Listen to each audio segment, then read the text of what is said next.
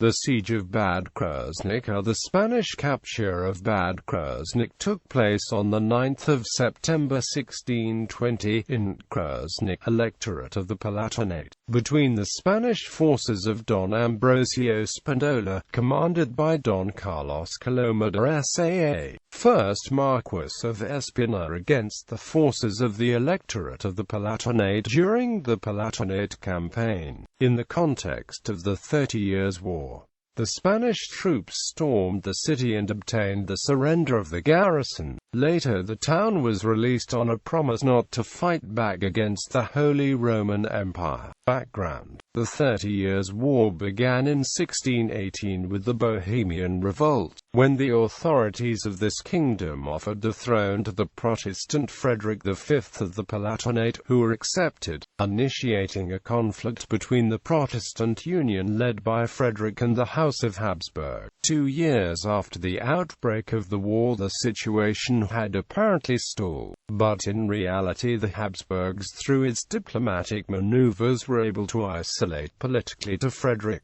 between whose hits highlighted Spain's entry into the conflict. Under the agreement with the emperor, in August 1620, Don Ambrosio Spinola, commander of the Spanish army, crossed the Rhine at the head of an army of 22,000 men and invaded the Lower Palatinate. Since the Elector Palatine had not yet begun hostilities against the Spanish monarchy, Spinola decided to proceed to occupy, peacefully if it was possible, the main towns of his state. On the 8th of September, Spinola marched with his army against the Palatine forces not far from Oppenheim. At midnight, ordered to his field master Don Carlos Coloma, governor of Cambrai, taking the town of Kreuznach, in command of 2 tercios of infantry, numbering about 5,000 soldiers and 300 horsemen. A town of some importance because it had a bridge over the Rhine protected by walls on both sides of the river and a castle. Assault.